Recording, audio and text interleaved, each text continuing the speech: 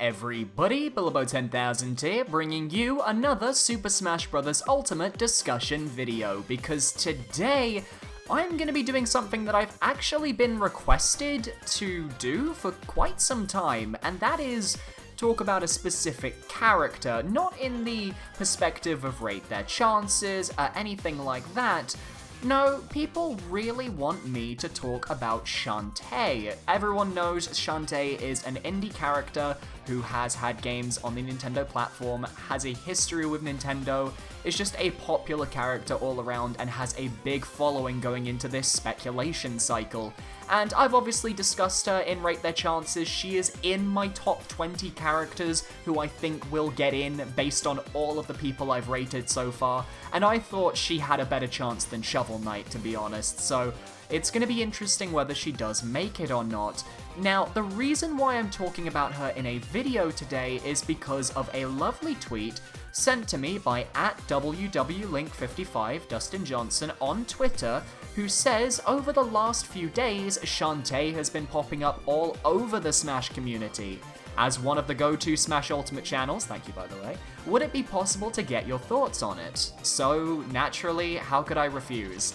This is a bit of a different subject to what I normally tackle, because normally I am tackling leaks, I am tackling discussions. Here I'm talking about a character that admittedly I don't have as much information on as someone who might frequent the Shantae Smashboards thread, or someone who is more embroiled in the Shantae speculation scene. So I'm just going by this lovely picture that he sent that I believe kind of coalesces and shows off all the different aspects of the Shantae conspiracy. And I don't know who created this original picture. Whoever you are, thank you very much. Obviously this was sent to me on Twitter by that user that I mentioned before, and I will leave a link to that tweet in the description below. So, we're gonna go from top left to bottom right. We're gonna go downwards to the left, then the middle, then the right on this lovely picture. So let's just get started, and the first part of this picture is about Jammies mode and Blaster Master Zero DLC. Okay, so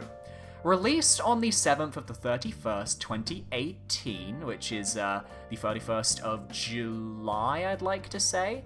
About 1.5 months after the E3, yep. The surprise, free DLC for Shantae Half Genie Hero offers a new costume mode and a new transformation in the story mode.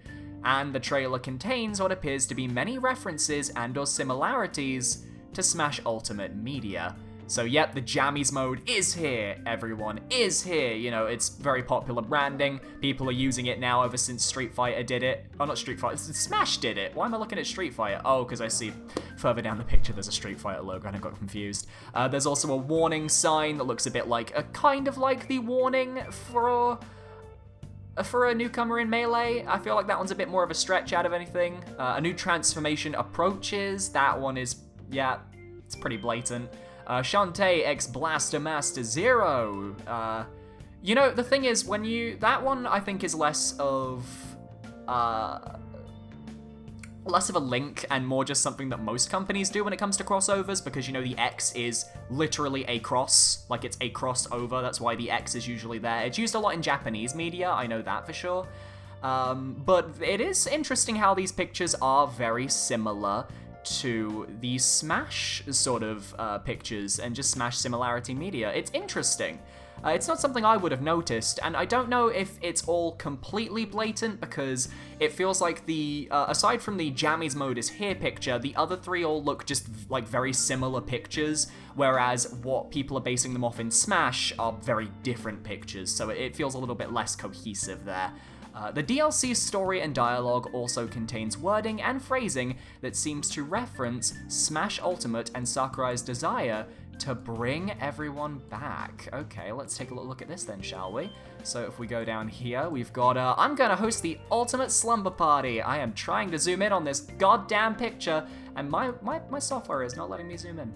So yeah, she wants to host the Ultimate Slumber Party, and everyone's invited. I'm gonna give everyone I know an invitation to my Ultimate Slumber Party. I won't leave anyone out. And then at the end of the DLC, it suggests that Uncle Mimic suggests that something new is about to happen. Okay, so this is fun. This is very fun. So just be sure not to stay up too late, sleep in too much and you'll mess up tomorrow. Why? What's happening tomorrow? Who knows? Every day is a new adventure. You have to be well rested and ready to go. So yeah, it's kind of making blatant remarks that, you know, Shantae could be in Smash in some way there. Like, I don't think it's very subtle with the ultimate slumber party. Everyone's invited and, you know, invitations are being given out. We know from Smash 4 and even just as recently as Isabelle that the in-law universe, like, way that they're invited to Smash Brothers is via, like, a letter or of invitation, so makes complete sense. I do remember that Way Forward back in the day were really pushing for Shantae during the Smash Ballad era, so I wouldn't be surprised if she's done well. So anyway, on to social media presence. We're going to go up to the middle of this page now. So, back during the Smash 4 ballot, Shantae's developer Way Forward was very vocal about wanting Shantae in Smash, literally what I just said. Woo! Going as far as emailing the 18,500 Kickstarter backers to vote, making mock Smash palettes or costumes for Shantae, and starting a Twitter campaign, #VoteForShantae. Way Forward are active and friendly on social media, known to retweet fan art of their games, but they haven't retweeted any art of Shantae crossing over with Smash since before E3. They also do not answer any tweets that make mention of Smash as though under NDA. Now this makes sense, because in my eyes, I do think that Shantae is in the game in some shape or form, and it would make sense. They can't talk about it, NDA, fun times. So let's take a little look at this example picture. Do you think it's possible for Shantae to be in Rivals of Aether or Brawlout? Lots of indie characters getting in there, and I think it'd be cool if Shantae was rep too. Anything on the possibilities? Unfortunately, we have nothing to announce on that front at this time, but if anything changes, we'll be sure to let everyone know. Suspicious you specifically said on that front. That seems like a rather odd choice of words.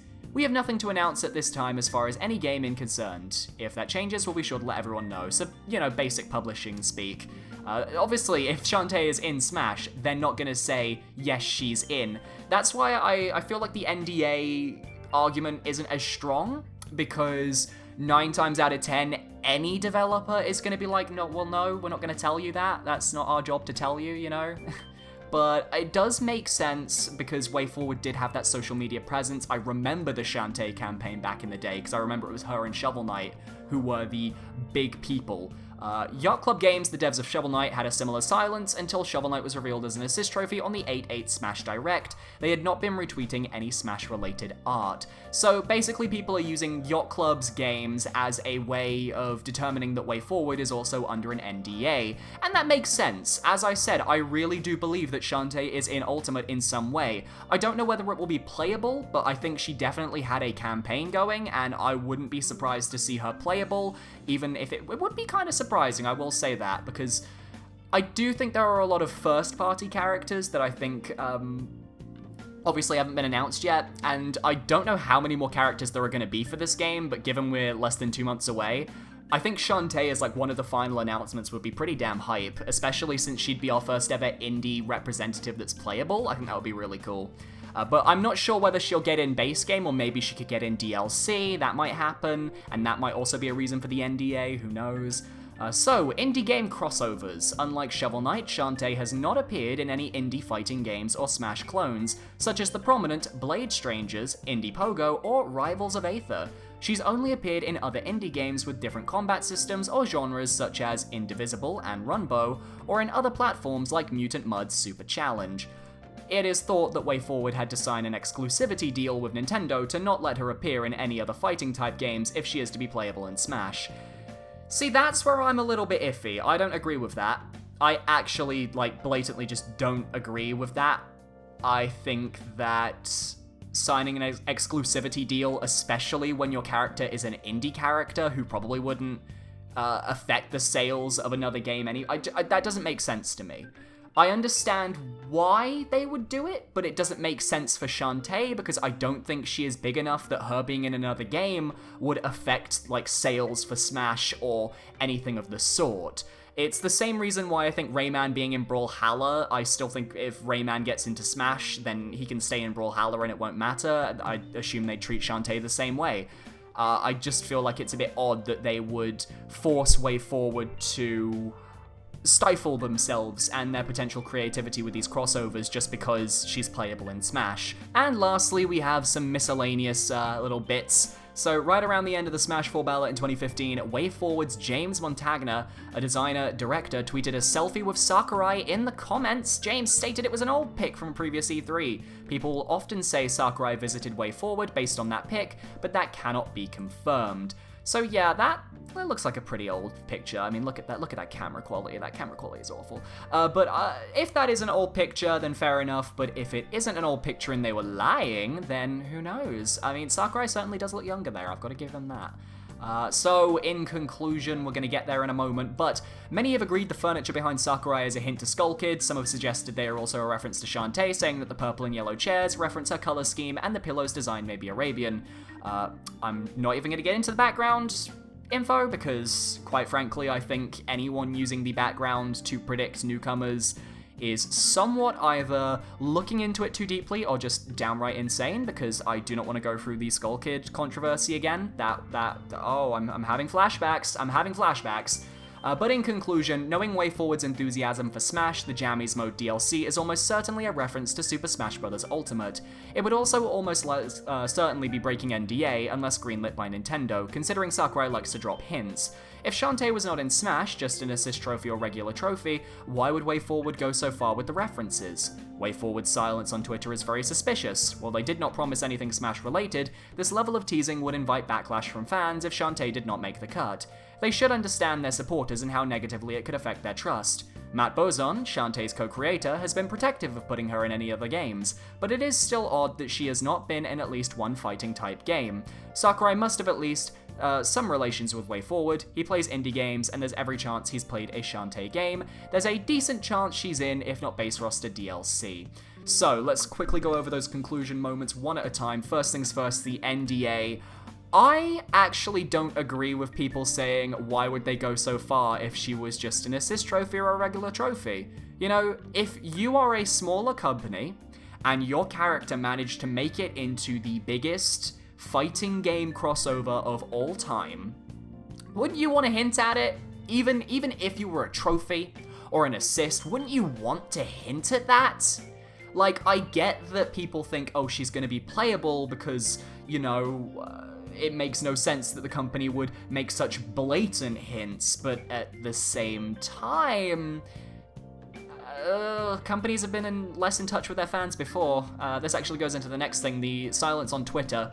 Actually, if they're in an NDA, then it kind of goes back to my previous point that if she's an assist trophy, then of course they're going to be in an NDA, they can't do it. Same thing with Yacht Club Games.